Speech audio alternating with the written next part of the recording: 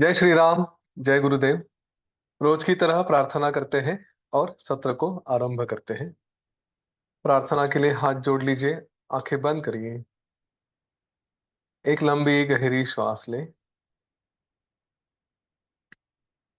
गुरुर्ब्रह्मा गुरुर्विष्णु गुरुर्देवो महेश्वरः। गुरु साक्षात् परम ब्रह्म तस्मै श्री गुरवे नमः। तस्मै श्री श्री गुरवे नमः।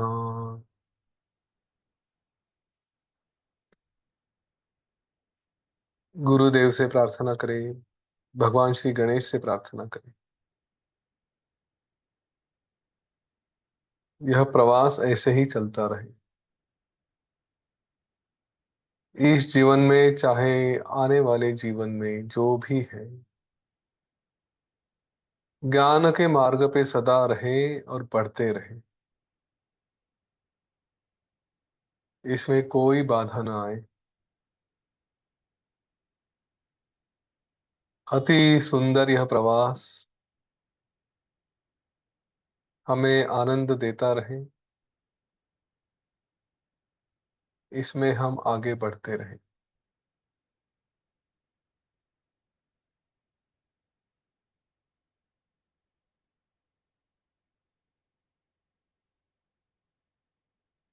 मन से ही गुरु का,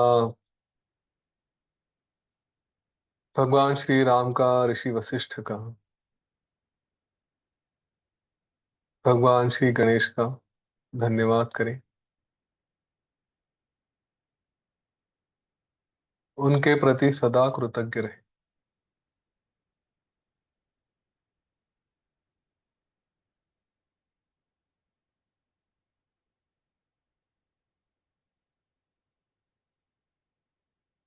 एक साधारण सांस लें और छोड़ दें और धीरे धीरे अपनी आंखें खोल दें।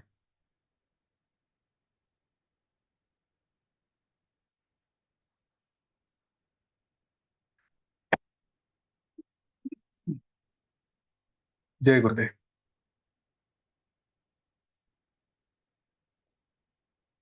हम योग वासिष्ठ की स्थिति प्रकरण में हैं। हमने कल शंबरासुर की कथा का आधा भाग देखा। बाकी आधा भाग देखने से पहले वशिष्ठ ऋषि श्री राम जी को जीवन किस तरह से हो और किस तरह से ना हो, मूलतः यह कथा जो बताई गई थी, यह आख्यान, ये यही था कि दाम व्याल और कट जैसे ना हो, कि वासना रहित है लेकिन फिर भी वासना में फंस गए। कारण क्या था? अहंकार। मैं कुछ हूं। ये अहंकार नहीं भी रहा तो बाद में बढ़ जाता है, क्योंकि संसार के संस्कार हमारे ऊपर होते रहते हैं। वशिष्ठ ऋषि ने श्री राम जी से कहा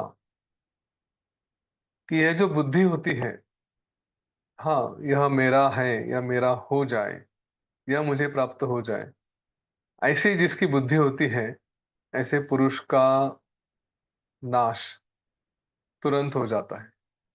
हाँ, एक तरह से दीन की जैसी अवस्था उसकी हो जाती है, दीनता भरी अवस्था हो जाती है। तो इसलिए वैराग्य ये बहुत आवश्यक है। ये वैराग्य कैसे आएगा? किसको वैराग्य कहते हैं? तो वशिष्ठ ऋषि ने कहा कि जो पुरुष ये तीनों लोक को नित्य हमेशा क्या समझता है, एक तृण जैसा, घास के पत्ते जैसा, उससे सारी आपत्तियां, उसके ऊपर आने वाले सारे संकट इस तरह से दूर चले जाते हैं कि जैसे सांप अपने पुरानी त्वचा को, कैंचुल को छोड़ देता है। वैराग्य इस तरह से होना चाहिए कि ये सब कुछ असत्य है, कुछ नहीं है। जो विरक्ति में है, जो वैराग्य में है, उसको थोड़ा भी ज्ञान अगर प्राप्त हो गया तो उसकी तो आपत्तियाँ दूर रहती ही है, उसके पास संकट नहीं आते। लेकिन ये थोड़ा भी ज्ञान उसको प्राप्त हो गया, तो सारी देवताएँ उसकी ब्रह्मांड की जैसी रक्षा करते हैं, वैसे उसकी सदा रक्षा करते हैं। सारे लोकपाल उसकी सेवा में रहते हैं और इसीलिए कितना भी संकट आ जाए, अपना विश्वास अच्छे मार्ग से ढलने नहीं देना चाहिए। कितनी घोर आपत्ति भी आए, लेकिन फिर भी कुमार्ग में पैर नहीं ही रखना चाहिए। एक उदाहरण दिया था राहु का, कहते हैं कि देखो, अनुचित रीति से अमृतपान करता हुआ महाबली राहु भी मृत्यु को प्राप्त हुआ, है ना? उसका सर कट गया। तो जो सत्पुरुष उपनिषद इत्यादि अच्छे शास्त्रों का और उनके जैसे उनके अनुसार चलने वाले साधु सज्जन इनका अवलंबन करते हैं। ये साधु सज्जन कैसे? जो परमात्मा के साक्षात्कार का अनुभव कराते हैं। तो उनका जो अवलंबन करते हैं, उनके साथ रहते हैं, उनको ही उसी मार्ग पे चलते हैं, वो इस मोह के अंधकार में कभी फंसते नहीं। ये बार-बार बताया जा रहा है, कुछ संस्कारों के बारे में कहते जा रहे हैं। इसकी आवश्यकता है कहने की, क्योंकि ऐसे लगता है कि हाँ, ये पता है, समझ में आ गया। लेकिन मैं अलग-अलग तरह का टीचर हूँ, अलग-अलग तरह की बातें मैं सिखाता हूँ। चाहे वो स्टॉक मार्केट है, चाहे आर्ट ऑफ लिविंग का टीचर हूँ या कहीं भी, बच्चों को भी सिखाता हूँ। तो एक बात ध्यान में आती है कि अगर मुझे लगता है कि मुझे आता है या मुझे मालूम है और ये समझ के हमने छोड़ दिया, तो हम क्या कहेंगे उसको? हम असावध रहते हैं। हाँ, कभी तो अचानक से कोई परिस्थिति आती है और हमें पता चलता है कि अरे! हम तो भूल ही गए। जैसे बच्चों को अगर उदाहरण दिया जाए, मैं यहाँ पे बार-बार बताता हूँ। बच्चों को अगर कहा जाए कि हाँ, पाढ़ा बोलो। हाँ, 2 का बोलो, 15 का बोलो, 18 का बोलो, 29 का बोलो। तो उनको पता है हाँ, मुझे आता है। तो आता इसलिए है क्योंकि वो बोलते हैं बार-बार, उसका अभ्यास करते हैं। अगर उन्होंने कहा कि हाँ, मुझे आता है, अभी फिर से बोलने की आवश्यकता नहीं, ऐसे भ्रम में अगर वो रहते हैं, तो फिर ये संभावना है ही कि किसी दिन सच में समय आ गया कि चलो याद किया है तो बताओ, तो याद नहीं कर पाएँगे, वो भूल जाएँगे। तो ये बात ध्यान में रखें कि उसका अभ्यास हो रहा है, बार-बार कह रहे हैं, इसलिए वो ध्यान में रहता है और इसलिए हम कह सकते हैं कि हाँ, मुझे मालूम है। अगर हमने कह दिया कि हाँ, मुझे मालूम है लेकिन अभ्यास नहीं किया, तो भूल जाते हैं। इसलिए ये बातें वशिष्ठ ऋषि 32,000 श्लोकों में कुछ दिनों तक चल रहा है हमारे लिए, बार-बार आते रहेगी। इसीलिए इन सत्रों में डेली आए हैं। ऐसा इसको वशिष्ठ ऋषि ने शुरू में ही बताया था कि हाँ, क्या ये किसी ऋषि ने बताया है, ईश्वर ने बताया नहीं है, इसलिए ये कोई साधारण सा ही ग्रंथ होगा, इसका बहुत महत्व नहीं है। हाँ, ऐसी बातें ना करें, इसको इग्नोर ना करें। अच्छा, ये भी ना कहें कि क्या बार-बार वही बातें बताई जाती हैं। तो ऐसा विचार करके भी इसका अपमान ना करें। जो भी ये बार-बार बताया जा रहा है, उसके पीछे कुछ कारण है, ठीक है? इस बात का ध्यान रखें। तो वशिष्ठ ऋषि ने कहा कि जिसने अपने ही गुणों के द्वारा कोई यश प्राप्त किया है, हाँ, उसमें जो वश में नहीं आते, ऐसे वश में न आने वाले प्राणी भी उसको वशीभूत हो जाते हैं, उसके नियंत्रण में आते हैं। उसकी सारी आपत्तियाँ नष्ट हो जाती हैं और उसको अक्षय कल्याण मिलता है। अक्षय कल्याण को प्राप्त हो जाता है। जिनका गुणों के विषय में संतोष नहीं है, जिनका शास्त्र के प्रति अनुराग है, मतलब शास्त्र में उनका प्रेम है, जो जिनको व्यसन है, हाँ, आदत है, किस बात की आदत है? सत्य की आदत है। जो सत्य के व्यसनी हैं, वे वे ही उन्हीं को कहा जाता है कि वे नर हैं, उन्हीं को कहा जाता है कि वो मनुष्य हैं, बाकी तो निरे पशु हैं, जो इन बातों में ध्यान नहीं रखते, शास्त्र के प्रति प्रेम नहीं है, सत्य का व्यसन नहीं है। हाँ, विषयों में उनमें कोई संतोष नहीं होता। मतलब ऐसा नहीं कि मुझे ये अच्छा लगता है, वो अच्छा लगता है, उसी में अपना मन रमा दिया, ऐसा नहीं है। ठीक है। तो जिनके यश से प्राणियों का प्राणियों के हृदय में भी प्रेम निर्माण होता है, उनके ही शरीर में निश्चित रूप से हरि का निवास है। भगवान विष्णु उनके शरीर में निश्चित रूप से रहते हैं। देखिए, जिनका भोग करना था वो सारी वस्तु का भोग कर भी लिया, जो देखना था वो सब देख भी लिया, ये सब जान के भी कि क्या भोगना है क्या देखना है, इसका सब करने के बाद भी आगे होने वाले जन्मों में अपने विनाश के लिए फिर भी भोगों में ही लालच करना क्या ठीक है? बात समझ में आ रही है? हमारा विनाश ही है ना, अब किसका विनाश है ये छोड़िए। लेकिन जो नाश नहीं होना चाहिए, जो हमें टिके रहना है, अपने आप में रहना है, वो अगर बात नहीं रही तो फिर से भोगों में लालच करें और अगले जन्म में जाके फिर से फंसते रहें। तो ऐसा क्यों करें? क्या ठीक है? क्या एक बार तो पता चल गया ना क्या भोग है क्या नहीं है। इसके ऊपर हमने कई बार चर्चा की है। ये प्रश्न अपने आप से पूछे, गुलाब जाम दिखा तो क्या सच में खाना आवश्यक है? कितना उसमें मोह रखे, शुगर है ये है वो है तो अरे छोड़ देते आना चाहिए। अपने आप को बताएं, बस बहुत जन्म हो गए, हमने कितनी बार गुलाब जाम खाए होंगे। आज भी अगर जो इसका देखा जाए, उत्पत्ति प्रकरण का वो थोड़ा सा किस्सा देखा जाए, तो हमारे ही कई रूप कई कई जगह हो सकते हैं, कई ब्रह्मांडों में हम अभी भी हो सकते हैं। तो कितने ब्रह्मांडों में हमने गुलाब जाम खाया होगा पता नहीं, हमने पिछले कितने जन्मों में खाया होगा पता नहीं, आगे जाकर पता नहीं कितने बार खाएंगे। अगर इस समय शरीर नहीं कहता है तो उसका आदर करें। एक चाय तक तो छूटती नहीं, है ना? नहीं है चाय अच्छी सुबह सुबह खाली पेट लेना हमारे लिए, तो ठीक है छोड़ दे। पर छूटती है क्या? नहीं छूटती। क्यों नहीं छूटती? ये अज्ञान के कारण। आपने आपको बताया कि बहुत भोग लिया, बहुत चाय पी ली, बहुत गुलाब जाम खा लिया, और फिर से वही वही करके क्या मिलने वाला है? तो छोड़ते आना चाहिए। ये नहीं है कि खाए नहीं करके। हाँ, नहीं तो यही क्वेश्चन फिर दाल चावल के लिए भी आएगा। शरीर को चलाना है, शरीर को भोग आ रहे हैं तो ले, अनुभव करे, उसका उपभोग भी ले। हाँ, वैराग्य का मतलब ये नहीं कि सब कुछ छोड़ दिया, पर वो नियंत्रण होना चाहिए, क्षमा होना चाहिए कि ये मेरे लिए आवश्यक है तो ये करूंगा, ये अनावश्यक है तो नहीं करूंगा, ये मेरे लिए अच्छा नहीं है इसको दूर रहूंगा। इतना वैराग्य, इतना नियंत्रण हमारा अपने आप में होना चाहिए। तो क्षमा अगर आना है कि गुलाब जामुन नहीं चलता तो नहीं खाना चाहिए, तो ये वैराग्य पहले होना आवश्यक है। वैराग्य रहेगा तब उसके बाद क्षमा।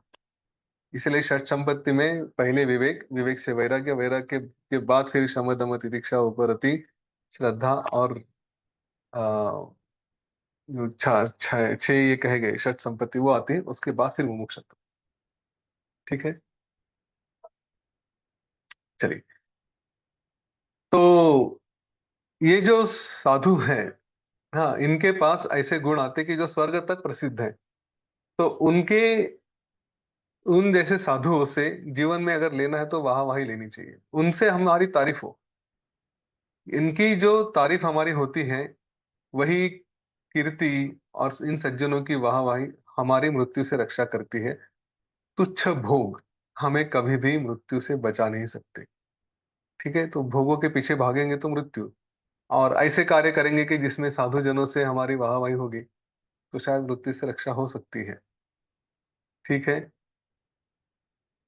ऐसा कहा गया है कि अप्सराएं जिनकी सब देश और काल में, मतलब सब जगह जिनका गीतों से गान करती है, वही लोग जीते हैं, बाकी सब मरे हैं।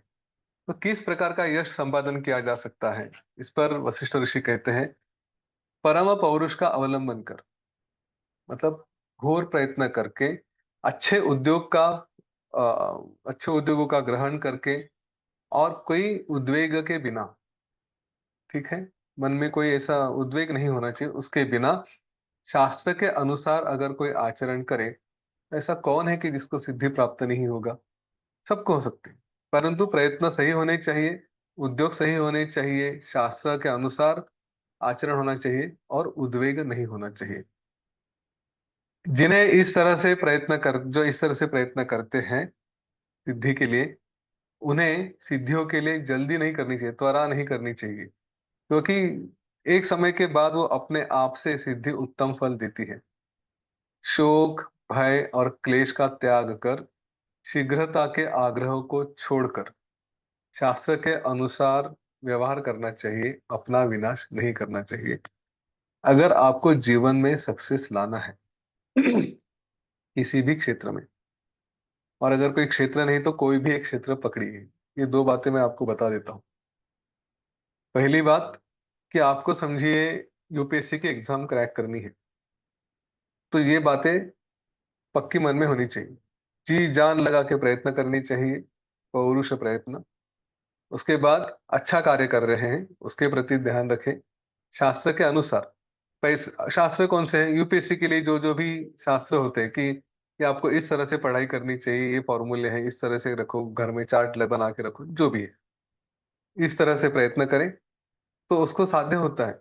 लेकिन जल्दी की जो ये नहीं करें कि मुझे तुरंत मिलना चाहिए, ऐसा नहीं। प्रयत्न करते रहे, जैसे जब आएगा तब आएगा, कभी एक अटेम्प्ट में आएगा, कभी दो अटेम्प्ट में आएगा, लेकिन जी जान लगा के इस मार्ग से प्रयत्न करनी चाहिए। और तीसरी बात, ना कोई शोक होना चाहिए, ना कोई भय होना चाहिए। कुछ भी हुआ तो दुख हुआ, दुख के मारे बह गए, फिर अभी क्या होगा मेरा, ऐसा नहीं होना चाहिए। भय नहीं होना चाहिए, मुझे मिलेगा कि नहीं, मन में डाउट नहीं रखना चाहिए। और क्लेश, क्लेश मतलब क्या? दिन भर बैठे, ये दर्द हो रहा है, वो दर्द हो रहा है, मुझसे होता नहीं, छोड़ दे, नहीं। हाँ, कोई भी तकलीफ हो रही हो लेकिन अपने मार्ग पे डटे रहे। तो इन सारी बातों का, शोक का, भय का और क्लेश का, दुखों का त्याग कर, शीघ्रता का आग्रह छोड़कर शास्त्र के अनुसार व्यवहार करें, अपने आप सिद्धि प्राप्त हो जाती है। ये एक बात रही। दूसरी बात, अगर जीवन में किसी और विषय में सिद्धि प्राप्त करनी है, यूं समझिए योग वासिष्ठ में ही सिद्धि प्राप्त करनी है। योग वासिष्ठ शुरू कर दिया, पहले ही झटके में पता चला कि अरे ये तो बड़ा भारी है, दिमाग मतलब सर के ऊपर से जाता है, समझ में नहीं आता, ऐसा है, वैसा है, वैसा है। और हमें तो जल्दी रहती है। यहाँ पे जब योग वशिष्ठ के सेशंस चलते थे पहले भी और अभी भी कुछ होता है, तो प्रश्न ये आते हैं कि एक दिन में कितने पन्ने पढ़ लूं, कितने दिन में खत्म करना है। तो मेरा उत्तर यही है, इसी शास्त्र के आधार पे। मैं अपने मन से नहीं बताता, जो योग वशिष्ठ में बताया गया है वही बताता हूँ, कि कोई जल्दी नहीं है पढ़ने की। आपको जितना समय मिलता है, जैसा समझते हैं वैसा करिए। ज्यादा पढ़ सकते हैं एक दिन में तो ज्यादा पढ़िए, कभी कम समय पढ़ सकते हैं तो कम पढ़े, लेकिन पढ़ना रेगुलरली आवश्यक है। अच्छा, ये कब योग पूरा योग वासिष्ठ समझ में आएगा? क्या जल्दी है? दीर्घ काल तक आपको पढ़ते रहना है, पढ़ते रहना है, पढ़ते रहना है। जब सतत सतत सतत सतत लंबे समय तक पढ़ेंगे, तब पता चलेगा कि हर एक वाक्य में कुछ ना कुछ सिद्धि है, कुछ ना कुछ उसमें नई नई बात आती जाती है। आज जो वाक्य मतलब बता रहा है अपना, उसी को कल पढ़ेंगे तो कोई और मतलब निकल के आता है। तो लंबे समय तक और हुसैन बोल्ट जैसा एक एग्जाम्पल है, जो एथलेट है, लंबे समय तक उसने प्रैक्टिस प्रैक्टिस प्रैक्टिस प्रैक्टिस की। हाँ, ऐसा कहते हैं कि उसने कुछ करोड़ रुपए केवल 8 सेकंड दौड़ के कमा लिए। 8 सेकंड का ही दौड़ा वो, केवल वो ट्रैक पे, लेकिन कुछ कुछ करोड़ रुपए कमा लिए। और वो हमने देखा 8 करोड़ उसको 8 सेकंड दौड़ते वक्त, लेकिन उसके पीछे उसने कई सालों तक, कई वर्षों तक प्रैक्टिस की थी। तो एक टिपिंग पॉइंट नाम का एक पुस्तक है, कभी मिला तो देख लीजिए। उसमें भी यही बात कही गई है, लंबे समय तक एक ही विषय को चिपक के रहिए, बराबर वो विषय आपको सिद्धि दे देता है, वो विषय ही आप बन जाते हो। अभ्यास क्या होता है? अभ्यास मतलब हमारा उस विषय के साथ योग होना, हम और वो एक ही हो जाना। कोई क्ष नाम की व्यक्ति है, और क्ष नाम के व्यक्ति ने भगवत गीता की इतनी पढ़ाई की, इतनी पढ़ाई की, कि कब जब कहीं जाता है तो लोग कहेंगे कि वो देखो, भगवत गीता आ रही है। क्ष नाम का अस्तित्व वो जो भगवत गीता के साथ जुड़ जाता है। इतना उसका अभ्यास इतना लंबे समय तक करे, सिद्धियां अपने आप आती है। मेरी इस बात पे विश्वास रखें। कई बार ऐसे अनुभव आते हैं लोगों के, जो सुने हैं, कि एक ही चीज करते करते करते रहे तो वो स्वयं वो विषय बन जाते हैं। उनके मुंह से ऐसी ऐसी बातें आ जाती है, वो उसी विषय में कहीं ना कहीं किसी ने कही है या कहीं पे छुपी होती है। तो वशिष्ठ ऋषि ने कहा है, श्री राम जी, सब साधनों का अतिशय अभ्यास सफल होता है। हाँ, जिस भी विषय में आप लंबे समय तक, अतिशय मतलब बहुत ज्यादा अभ्यास किया, तो वो सफल होता है। यह नियम है, नियति का नियम है, ये कोई अपने आप से नहीं कह रहे। इसलिए अ, जो लोग कार्य करते हैं, चाहे वो कृषि में है, कहीं मतलब खेती में है, कहीं सेवा में है, या किसी शास्त्र के अनुसार मोक्ष के साधन में, अपने अपने अनुरूप उन्हें फल निश्चित रूप से मिलता है। हाँ, वो कभी भी विफल नहीं होते। इसीलिए जो मोक्ष की अपेक्षा करता है, उसने अपने अच्छे कार्य को कभी ना छोड़े। मन में कई बार ये विकल्प आता है कि ये सब करके क्या होता है, यहाँ पे तो कई बार प्रश्न पूछे जाते हैं। हम लोग तो देखते हैं कई ऐसे ऐसे पॉलिटिशियन हैं कि जो गलत गलत काम करते हैं, और उनके लाइफ में देखो एकदम फॉर्च्यूनर जैसी गाड़ियां हैं, यू पैसा है, सब कुछ है, सब सुख है।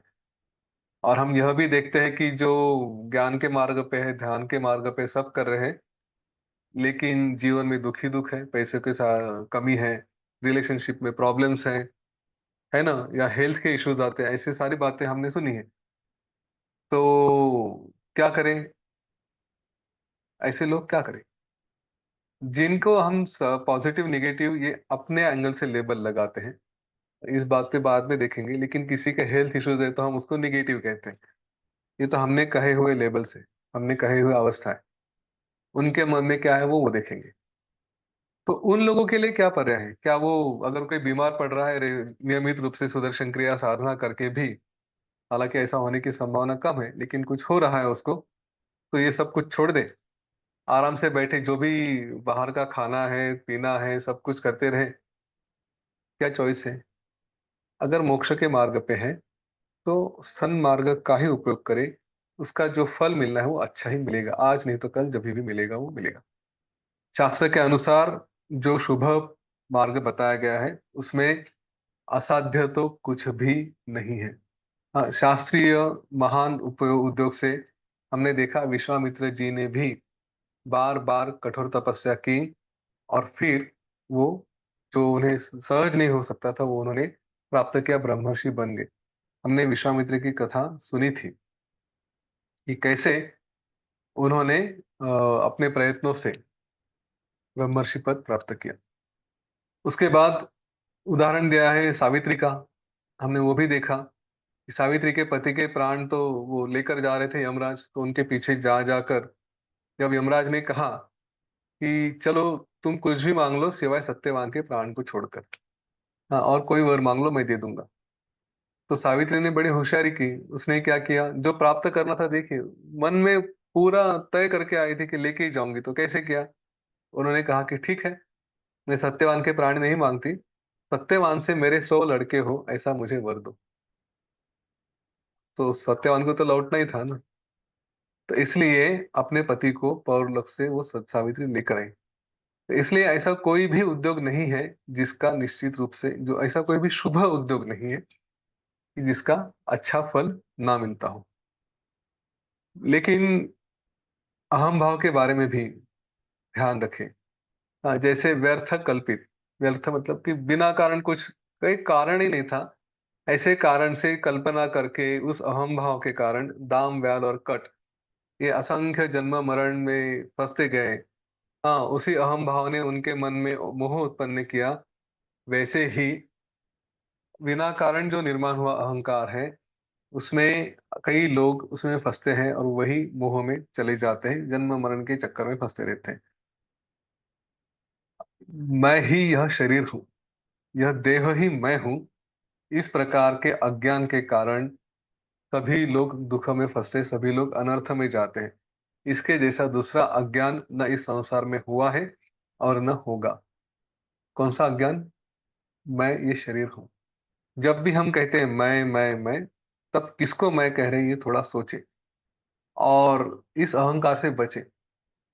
मैं ऐसे कई लोगों को जानता हूँ कि जो कभी मन में, कभी कोई तारीफ करता है उनके बारे में कि आप बहुत अच्छा बोलते हो, आप ये बहुत अच्छा करते हो, आप ऐसा करते हो, आप वैसे करते हो, तो मन ही मन ईश्वर से, गुरु से प्रार्थना करते कि गुरुदेव बचाओ, इन लोगों की तारीफ के कारण कहीं ऐसा ना हो कि मेरा अहंकार बढ़ जाए, और बस मैं अहंकार में फँस जाऊँ। तो जो इस मार्ग पे होते हैं ना, देखिए योग वासिष्ठ में मुमुक्षु व्यवहार में वशिष्ठ ऋषि ने बताया था कि जो इस मार्ग पे चलते हैं, उनकी वाह-वाह होने लगती है, उनकी प्रतिष्ठा होने लगती है, उन्हें सब लोग मानते हैं, उनके शब्दों की कीमत होती है, सब कुछ होता है।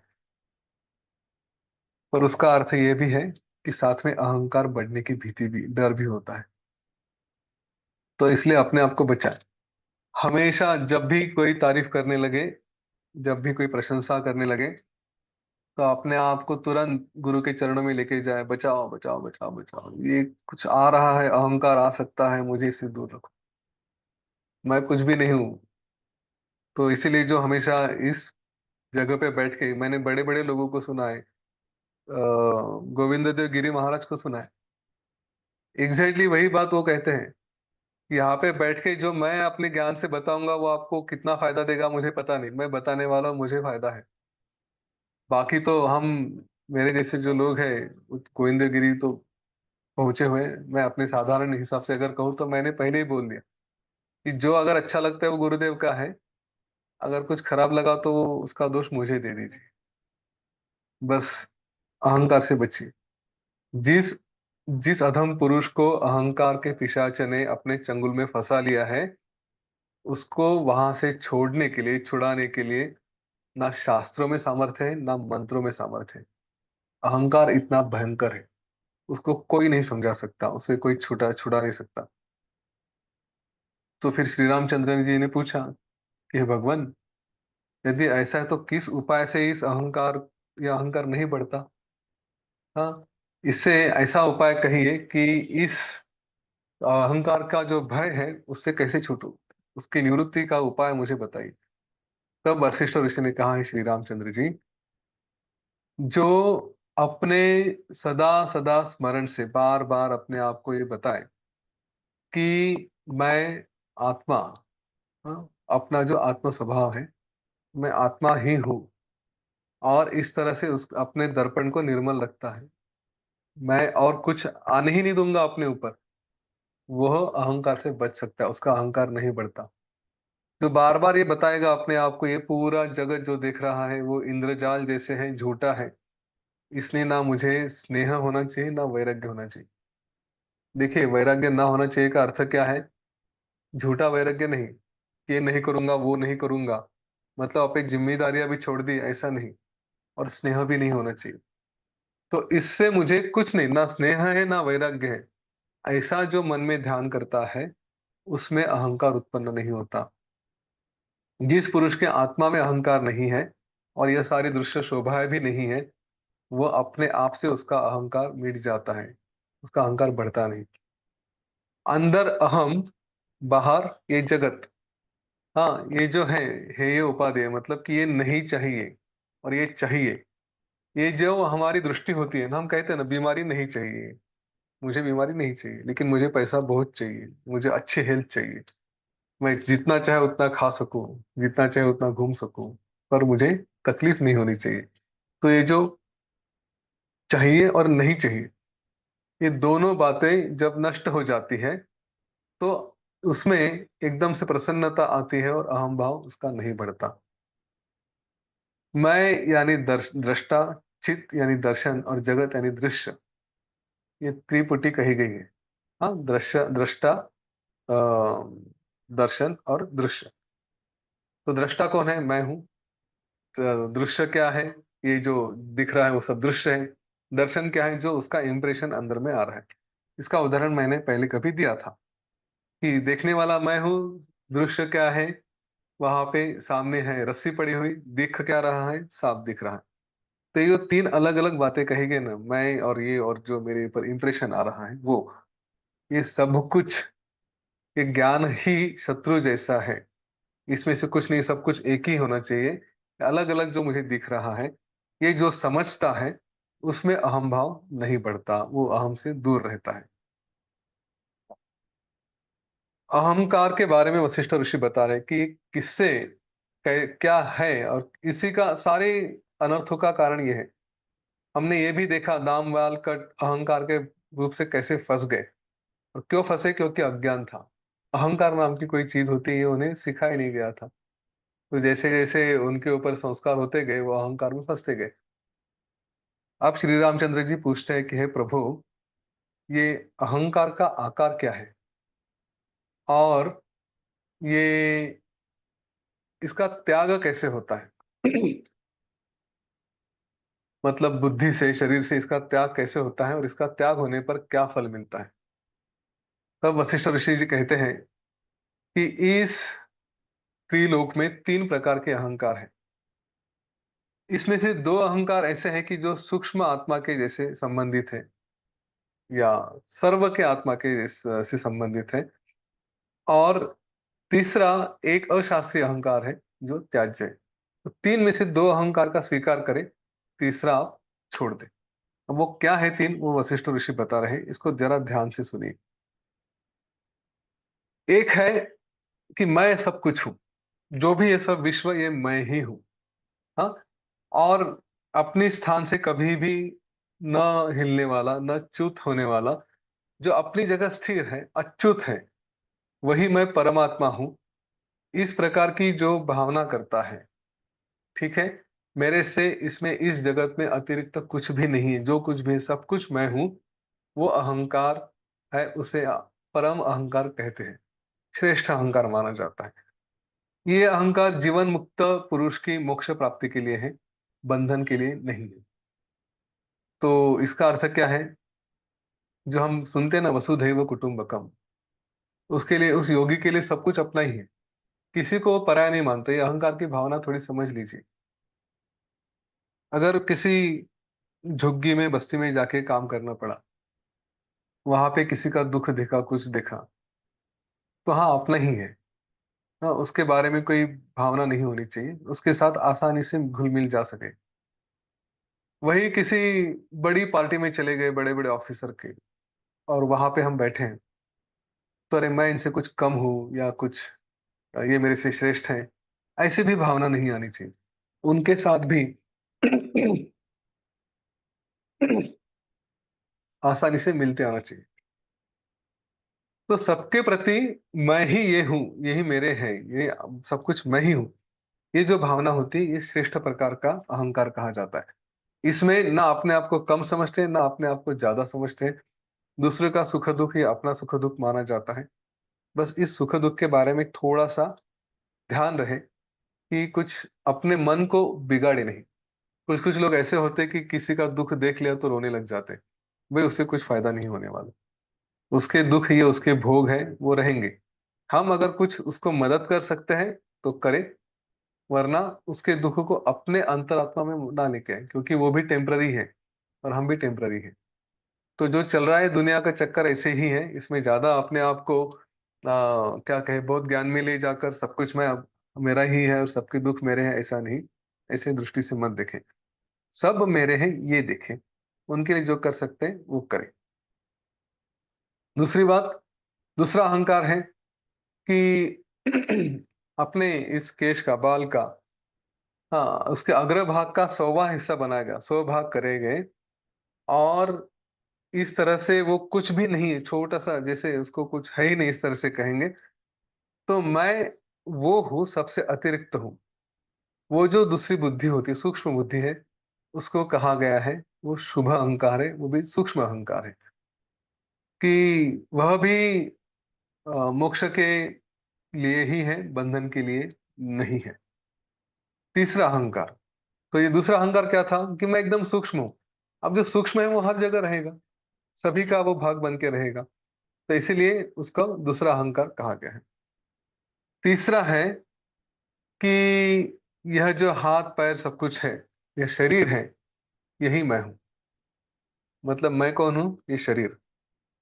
अगर आप थोड़ा दर्शन शास्त्र के बारे में अगर कुछ बता दूं, जैसे वेदांत वगैरह सब सब शास्त्र है ना, जो सकारात्मक है, वो ये कहते हैं कि अ, हम कुछ भी नहीं हैं, आप शून्य हैं। हाँ, इस तरह से बातें कही जाती है। लेकिन जो चार्वाक है, वो कहता है कि हाँ, शरीर ही मैं हूँ। ऐसा क्यों कहते हैं? क्योंकि राक्षसों में यह भावना निर्माण करने के लिए चार्वाक नाम के ऋषि थे, उन्होंने राक्षसों में वो अ, अपने शरीर के बारे में, अपने शरीर में आस्था रखने के लिए, जिससे वो कमजोर हो जाए, और लोगों को भी, राक्षसी वृत्ति के लोगों को भी भोग में फंसाने के लिए ये चार्वाक का निर्माण किया, जिसमें ये बताया गया कि शरीर ही मैं हूँ। तो हम तो देखते हैं आजू बाजू में कि हम सभी लोग यही मानते हैं, शरीर मतलब मैं। ठीक है। तो ये जो शरीर को मैं समझना है, इस तरह का अहंकार, ये एकदम तुच्छ है। ये इसके त्याग के योग्य है, और इसीलिए इसको वो सबसे बड़ा शत्रु ऐसा कहा गया है। वशिष्ठ ऋषि ने कहा, ये जो पहले के दो अहंकार है ना, सब कुछ मैं हूं या एकदम सूक्ष्म मैं हूं, या उससे यूं कहो कि सब कुछ शून्य है, कुछ भी नहीं है, ये भी अगर कहा तो उसको कोई गलत नहीं होगा। तो सब कुछ मैं हूं या सब कुछ शून्य है, कुछ भी नहीं है, ये दोनों अहंकार परम पुरुषार्थ को लेकर जा सकते हैं। लेकिन उनको छोड़ के अगर मैं शरीर हूं ऐसा समझने लगे, तो फिर उसका कुछ नहीं हो सकता। तो जो महात्मा पुरुष है, वो पहले मैं ही सब कुछ हूँ, सभी मेरे हैं ऐसा समझते हैं। उसके बाद फिर देहात या शरीर वगैरह मैं कुछ नहीं हूँ, मेरे से संबंधित ऐसा कुछ भी नहीं है, और इसी से सब कुछ, सारी बातों को छोड़ के वो आत्मज्ञान को प्राप्त होते हैं। उसी को आगे बढ़ते बढ़ते फिर वो कभी परम पद को चले जाते हैं।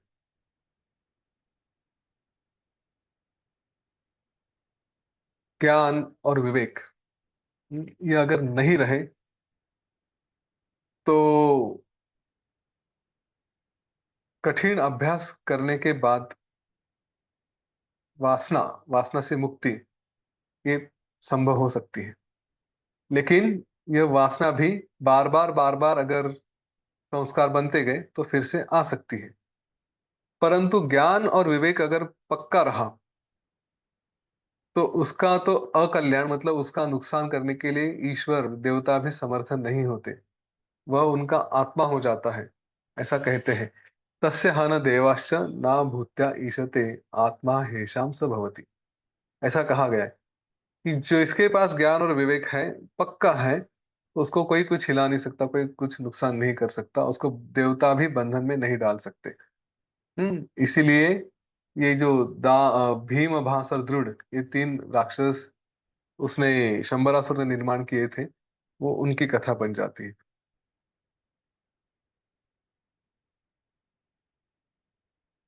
तो पहले शंबरासुर के जीवन में जो हुआ, वो हमने देखा, दामवाल कट कहाँ कहाँ भाग के फिर कहीं पहुंच गए। और इधर शंबरासुर ने देखा कि उसकी सारी सेना, उसकी पूरी स्थिति बिगड़ चुकी थी, सब नष्ट हो चुका था, उसकी सेना देवताओं से जीती गई थी। उसने कुछ वर्ष बिताए, और फिर अभी देवताओं को मैं कैसे हरा सकता हूँ, उसके लिए उसने विचार करना शुरू किया, शंबरासुर ने विचार करना शुरू किया। उसने देखा कि माया द्वारा मैंने जिन दाम, व्याल, कट आदि असुरों का निर्माण किया था, वो उन्होंने मूर्खतावश युद्ध में व्यर्थ ही इस दुष्ट अहंकार की भावना की और अपना नाश करा लिया। अब मैं माया से रचे हुए ऐसे दानवों की रचना करता हूँ, सृष्टि करता हूँ, कि जो अध्यात्म शास्त्र के ज्ञाता भी होंगे और विवेकशील भी रहेंगे। मैं उन्हें उस तरह से बनाऊंगा, और तत्वज्ञानी होने के कारण वो ऐसे झूठे भाव से वे अहंकार को प्राप्त नहीं होंगे, और फिर वो देवताओं पे विजय प्राप्त करेंगे। तो ऐसा विचार उसने, दैत्यराज शंबर ने किया, और फिर सागर में जैसे बुदबुद आती है, वैसे उसने तीन राक्षसों को निर्माण किया। उनका नाम था भीम, भास और दृढ़। तो ये सर्वज्ञ थे। वे जो आत्म तत्व था वो उन्होंने जान लिया था। वे पूरी तरह से विरक्त थे, निष्पाप थे। जो प्रभु की आज्ञा होती थी, बस उसी का वो पालन करते थे, सदा आत्मनिष्ठ रहते थे। इसलिए वो एकदम उत्तम दानव ऐसे कहे गए हैं। वो निर्मल आशय वाले थे, उनमें कोई मल नहीं था, कोई भावना नहीं थी। तीनों जगत को वो एक घास के पत्ते के जैसे, तृण के जैसे देखते थे। बहुत वर्षों तक देवताओं के साथ उन्होंने युद्ध किया, फिर भी उनका विवेक जागरूक था। वे कभी भी अहंकार को प्राप्त नहीं हुए। यदि कभी उनके हृदय में यह मेरा है ऐसी वासना भी उठ जाती थी, तब तुरंत मैं कौन हूं इस प्रकार के विचार से वह जो भावना थी वो असत्य हो जाती थी, उसका कोई फल नहीं मिलता था। उस भावना को वो छोड़ देते थे। जिससे डरना चाहिए और जिसके लिए डरना चाहिए, ये दोनों भी झूठ हैं। ऐसे विचार उनके मन में होने के कारण कभी उन्हें किसी बात का भय ही नहीं हुआ। कौन कौन किसके लिए डरना चाहिए, किससे डरना चाहिए? तो ये शरीर के लिए डरना चाहिए, ऐसा भी नहीं हुआ। और देवता, ये भी नहीं हुआ, क्योंकि शरीर और देवता ये दोनों भी क्या है? असत्य है, दोनों भी झूठ है। ना मेरा शरीर है, ना ये देवता है। तो ऐसा कोई विचार उनके मन में आया नहीं। और फिर इसके कारण कोई उन्हें भय, डर कोई आया नहीं। इसलिए वो अपने आप में शुद्ध आत्मा में स्थिर रहते थे। अहंकार नाम का कोई पदार्थ है या नहीं, ऐसी भी भावना उनके मन में नहीं आई, वो उससे दूर ही रहे। फिर इस तरह से ये अहंकार से रहित थे। उन्हें ना मृत्यु का भय था, ना बुढ़ापे का भय था। जो वस्तु प्राप्त हो उसे प्राप्त करते थे। वर्तमान समय में रहते थे, प्रेजेंट मोमेंट में रहते थे। धैर्यशाली थे। और हमेशा आसक्ति रहित, किसी भी वस्तु में आसक्ति नहीं थी, ऐसी बुद्धि वाले थे। दूसरों को मारेंगे तो भी मैंने मारा, ऐसा कोई अभिमान उनके मन में नहीं आता था। और कोई किसी तरह की वासना भी नहीं थी। कार्य करेंगे तो भी ये मैंने कार्य किया, ऐसा अभिमान भी उनमें नहीं आता था। अज्ञानी अपने प्रभु शत्रु की अपने प्रभु जो शंबर हैं, उनके लिए ये कार्य करना चाहिए, बस इस तरह से वो कार्य करते थे। ना किसी के प्रति प्रेम था, ना किसी के लिए मन में द्वेष था, राग द्वेष शून्य थे। सभी के तरफ समदृष्टि थी। ऐसे ये भीम, भास और द्रुड़, हाँ, इन्हें जिस तरह से कोई अपना खाना खा लेता है ना, और खाना खा के नष्ट करता है, उस वैसे ही उन्होंने देवताओं की सेना को नष्ट की। और देवता की सेना इस तरह से हारी गई। हारने के बाद यह ये सेना, देवता की सेना, ये बड़ी वेग से भाग गई। और फिर भागते भागते भागते भागते वे भगवान विष्णु के शरण में चले गए। भगवान विष्णु के शरण में जाने के बाद वो एकदम भयभीत थे। तो उस तरह वहां पे भगवान श्री हरि ने उन्हें आश्वासन दिया कि आप यहीं पे रहो। श्वेत द्वीप उसका नाम है। आप वहीं पे तब तब तक रहो जब तक कि मैं उस शंबर का नाश नहीं कर देता। फिर जब शंबर की आयु भर गई, तब भगवान विष्णु और शंबर का बड़ा दारुण युद्ध हुआ, जिसमें यह शंबर विष्णु के हाथ से मारा गया। और मारने के बाद वो वैकुंठ को चला गया। उस संग्राम में भीम, भास और द्रुड़, वो जैसे वायु से दीपक शांत हो जाता है, वैसे ही वह शांत हो गए, विदेह मुक्त हो गए। बड़े आश्चर्य की बात है कि शंबरासुर तो वैकुंठ को चला गया। वैकुंठ को जाना और विदेह मुक्त होना को क्या श्रेष्ठ है? अभी तक पढ़ा है तो क्या बताएंगे? विदेह मुक्त होना श्रेष्ठ हो जाता है। वैकुंठ तो फिर भी वहां पे है ना? तो ऐसा पूछा गया कि चलो, शंबर तो जैसे गया वैकुंठ में, वैसे भीम, भास ये क्यों नहीं गए? उसका क्या कारण हो सकता है? तो उसके ऊपर वशिष्ठ ऋषि ने कहा कि जिनकी वासना बिल्कुल ही नहीं थी, वे जब शांत हुए, तब वो क्या थे ये किसी को मालूम ही नहीं था। क्या बचेगा? क्या जिसकी वासना नहीं है वो क्या बचेगा? हम कहते हैं कि मृत्यु के बाद भी सूक्ष्म जीव होता है। वो जीव क्या होता है? वो मन होता है, बुद्धि होती है, अहंकार होता है ना। ऐसे 17-18 बातें कही गई। पंच ज्ञानेन्द्रिय, कर्मेंद्रिय ये होते हैं। तो पंच प्राण होते हैं। तो इससे और ये फिर बुद्धि, अहंकार, चित्त, ऐसी बातें हैं। तो ये जो है, इनमें चित्त रहा नहीं, वासना रही नहीं, मन नहीं रहा, तो कुछ नहीं रहा। तो फिर क्या अस्तित्व रहेगा? है ना? इसीलिए कहा है कि जिसकी वासना नहीं थी वो अपने आप से शांत हो गए, वो पता ही नहीं कि कहाँ गए, क्या नहीं हुए। वासना ही लोकांतर गमन का कारण है, मतलब एक लोक से दूसरे लोक में जाने के लिए कारण क्या है? वासना है। तदेव सक्तः सः कर्मणैति लिंगम मनो यत्र निषक्त निषक्तम अस्य। इसीलिए वासना युक्त पुरुष जो कर्म फल की आसक्ति से किया, उस कर्म के साथ फल को प्राप्त होता है। ठीक है? इस बात को ध्यान में रखें कि जो मैंने आसक्ति से कर्म किया उसमें प्राप्त हो जाऊंगा। किसी की वैकुंठ में जाने की इच्छा होती तो वैकुंठ में पहुंच जाएगा। ये ईश्वर का भक्त था, शंबरासुर, बड़ा पराक्रमी था, कुछ होगा उसका वर वगैरह, इसलिए वो वैकुंठ में चला गया। ये वासना रहित थे, इसलिए इनकी गति किसी को ज्ञात नहीं हुई, ये कहाँ चले गए किसी को मालूम नहीं। ये श्री रामचंद्र जी, वासना से युक्त मन यही बंधन को प्राप्त होता है, और वासना रहित मन ये मुक्ति को प्राप्त होता है। इसीलिए विवेक को बढ़ाए और वासनाओं से दूर रहे, उसका अभ्यास करते रहे। अब वो कैसे हो सकता है, वासना से कैसे दूर रहे? निर्वासना, वासनता, ये कैसे प्राप्त की जा सकती है? इसके ऊपर वशिष्ठ ऋषि ने कहा कि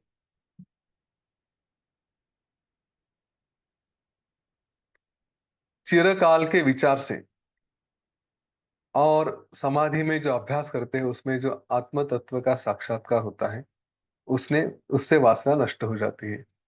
वासना के नष्ट होने पर यह चित्त भी दीपक के जैसे नष्ट हो जाता है, दीपक भी रहता नहीं, चित्त भी रहता नहीं। चित्त नहीं रहा तो कोई अस्तित्व नहीं रहता। हे रघुवर, आपको दाम व्याल और कट का न्याय प्राप्त न हो। हे श्री रामचंद्र जी, यह दाम इत्यादि का वृत्तांत मुझे मेरे पिता ब्रह्मा जी ने कभी पहले बताया था। वशिष्ठ ऋषि ऐसा बता रहे हैं कि उन्हें ब्रह्मा जी ने कभी पहले यह दाम वगैरह का वृत्तांत कहा था। क्योंकि आप मेरे प्रिय शिष्य तथा अत्यंत बुद्धिमान हो, इसलिए यह वृत्तांत मैंने आपसे कहा है। इसलिए हे श्री रामचंद्र जी, ये श्रोताओं, आपके लिए कहा जा रहा है, वशिष्ठ ऋषि का संदेश मैं आपको बता रहा हूँ। दाम व्याल कट की स्थिति आपकी न हो, आपकी सदा भीम भास और दृढ़ की स्थिति हो।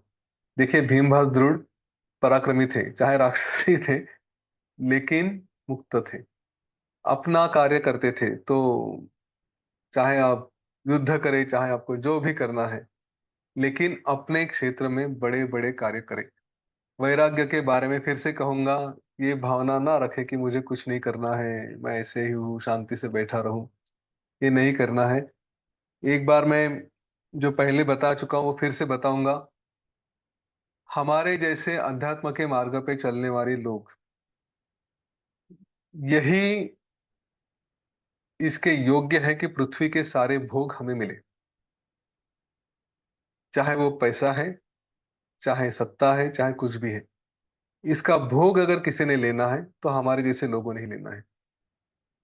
ये सही नहीं होगा कि जो अनुचित कार्य करने वाले लोग हैं, गलत कार्य करने वाले लोग हैं, वो इन बातों का भोग ले।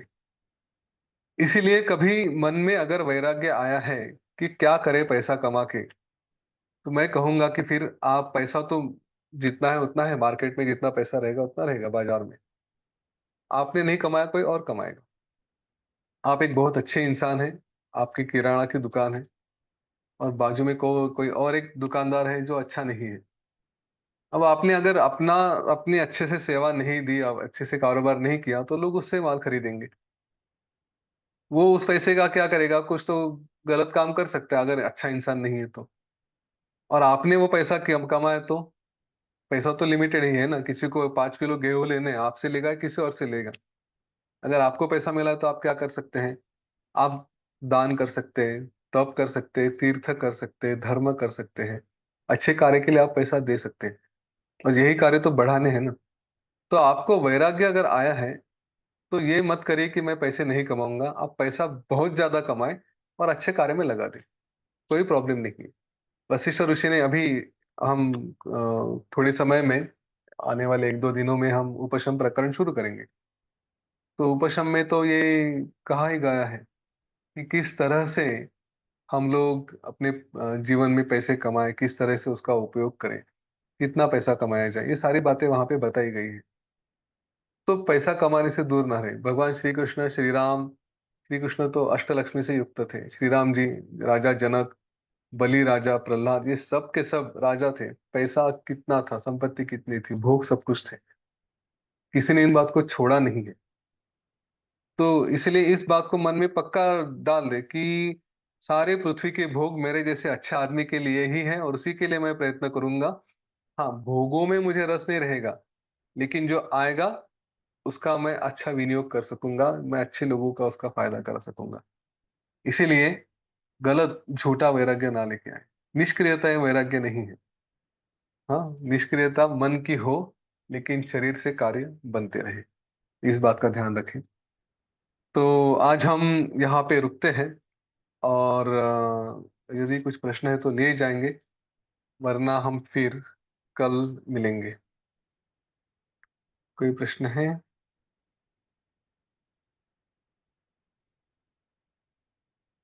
ठीक है। चलिए, लगता है कि सब शांत है, किसी को कोई प्रश्न नहीं आते, अच्छी बात है।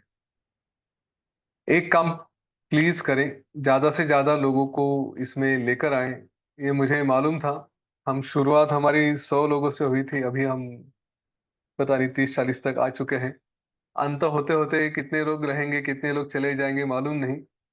लेकिन और मुझे उसका कोई फर्क भी नहीं पड़ता। जैसे मैंने कहा शुरू में ही, ये मेरी रिवीजन हो जाती है। आपको क्या मिल रहा है वो आपको आप जाने। मेरा अभ्यास होते रहता है, इसलिए कोई रहे ना रहे, ये सत्र तो चालू रहेंगे जब तक पूरे नहीं होते तब तक। आपका फायदा करना है आप करें, मेरा फायदा तो मैं करता रहूंगा। मैं बड़ा स्वार्थी हूँ इस बारे में। ठीक है।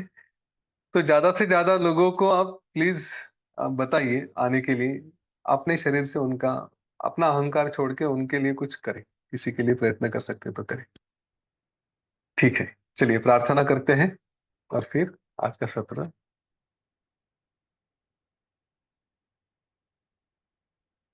एक लंबी गहरी श्वास लें। लोका समस्ता सुखिनो भवन्तु। लोका समस्ता सुखिनो भवन्तु। लोका समस्ता सुखिनो भवन्तु। ओम शांति, शांति, शांति। सकलमंगलं भवतु।